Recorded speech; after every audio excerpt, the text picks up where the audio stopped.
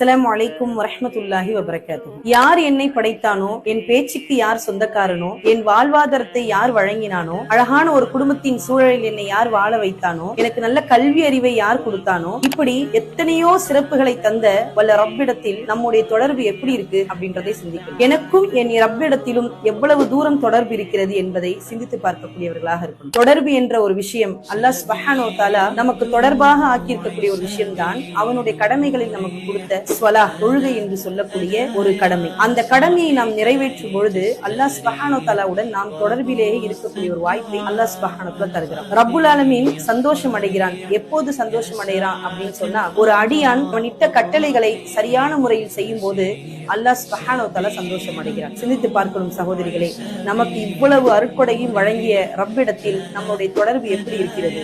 அவனுடன் தொடர்பில் இருந்தால் மட்டும்தான் நம்மளால் வெற்றி அடைய முடியும்.